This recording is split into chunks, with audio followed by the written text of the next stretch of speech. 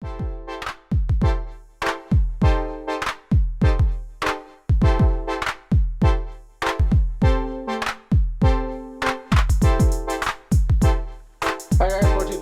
to another custom review, and today we're going to do Transformers Shattered Glass Soundwave. We'll take a look at him, take a quick look at the paints. So first off, we have some light gray surface primer. I also did use some white surface primer, but I am 100% out of it. But it's just the same one I use in every video that I mention it in. As well as some semi-gloss clear for focus, thank you. Some TS45 Pearl White, TS29 Semi-Gloss Black, Fiddle Focus, thank you. Some TS15 Blue, TS23 Light Blue, and some X28 Part Green, Fiddle Focus, thank you. Some X18 Semi-Gloss Black. And finally, I did once again use some white dye.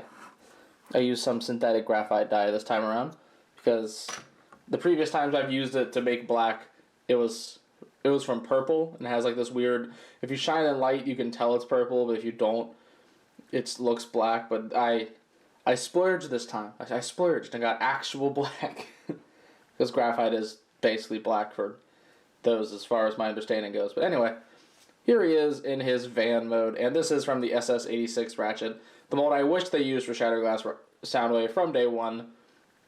And I pretty much decided that whenever Ratchet came out, I'd do it. And so I did, and here he is. I do think this looks quite nice. I actually managed to source some Toy Hack stickers. This is one of those customs that sort of took a village. I had two different people. Someone was gracious enough just to send them my way. The other person just sold me a couple of them for real cheap. Which, thanks to both of them, I had some stickers to kind of liven up this van mode. Because originally it didn't have them. And it looked a little bit plain, because it usually has like all these stuff on them. Even this one back here, which perfectly fit in that little slot. Like, I didn't have to this is the only one I don't think I had to reshape or anything. I just had to cut in between the seams so that the feet could still split. Every single other one of these I had to like cut a little bit around the edges to like fit it in. Well, I guess except for this one too. This one just fit there just fine. And unfortunately not a single one of these stickers shows up in robot mode. Which is a bit of a shame, because usually these are like on his arm. That would have been fun, but ah well. But I think the van mode still looks quite nice. The major change here from how his van mode traditionally looks is the big old blue roof, which facilitates the arms and the feet. That's pretty much the main reason I had to do it, because I couldn't just have arms randomly being blue right there. And I guess, which I mean, I wasn't even thinking about the fact that this would also make the feet blue like the original. So it all worked out. And I did add a little bit of the black trim here at the bottom. I didn't paint the back side at all because this is just the bottom of the feet, and I would just scrape off anyway. So I don't have to. I don't. Of course, painted in the windshield wipers here, because that annoys me how they're always sculpted in but never painted. So like even on toys that I'm not like doing a full custom on, half the time I'll just paint the windshield wipers. I think my most recent one is I got the Studio Series Rise of the Beast Wheeljack recently, and I know that thing needs a lot more paint, but the only thing I painted on him was just the windshield wipers in van mode. And it bugs me that much. But yeah. That is pretty much it for van mode, so let's go ahead and get him into his robot mode. And here in robot mode, he's just freaking beautiful, man. Like, why didn't Hasbro just do this? Why'd they have to make it from the Netflix mold? I just hate that toy. Just finally having like a proper one is so nice. But looking at him here, get a little... get up here to his head, which this is just the head straight ripped from the recent Hasbro one. A friend of mine actually gave it to me, which I'm very glad, because this is a beautiful head sculpt. Like, it is the one part of that original toy that is just amazing. Which I spray painted this with the blue and then did the green all up here. And then the faceplate is actually the pearl white. I wanted to try to like do a little bit of layering with the white to kind of give it a little bit more flair. So I did the faceplate in the pearl white, and then I did these legs in the pearl white, which isn't the most visible. Like if I shine a light, you can see it. It's got a little bit of like a pearly glow to it. Just kind of give it a little bit of extra something. And of course I did spray paint these knees with the blue.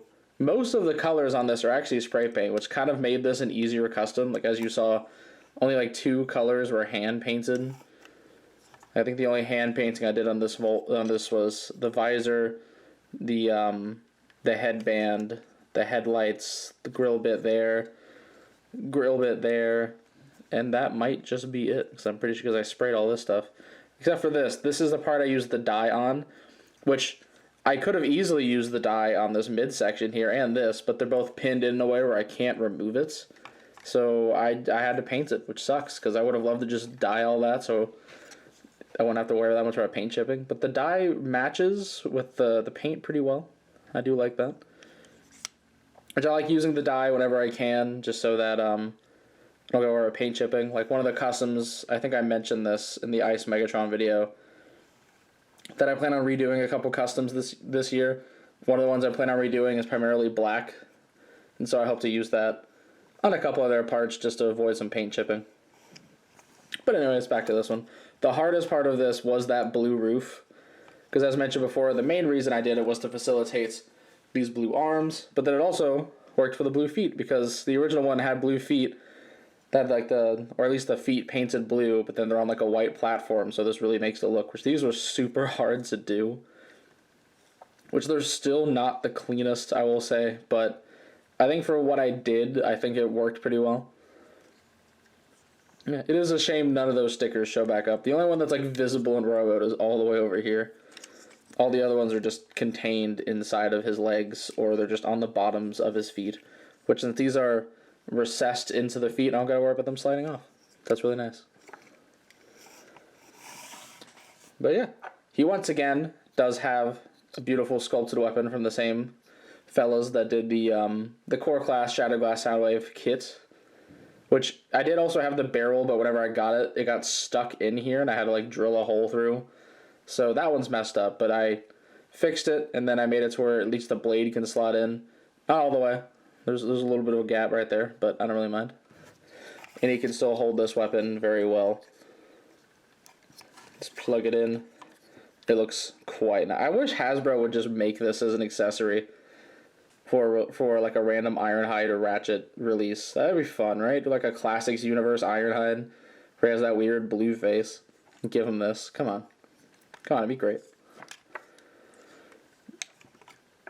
But yeah, let's get some comparisons in here real quick. Bring the camera back down if it wants to. Okay. So here he is with the figure he replaced. The Shatterglass. The Hasbro Shatterglass Soundwave. Let me zoom out just a touch. And you can see this one just looks a lot better. The white is a lot more pure too, like in hand. It makes you think this whole figure has been slowly yellowing. I just now noticed it. Which, you know, that's fun. I love that Shatterglass figures get to yellow and they don't get a remake. I hope that comment ages poorly because of the Cybertron Starscream, which by the way, that leak came out and it looks amazing. Oh my god.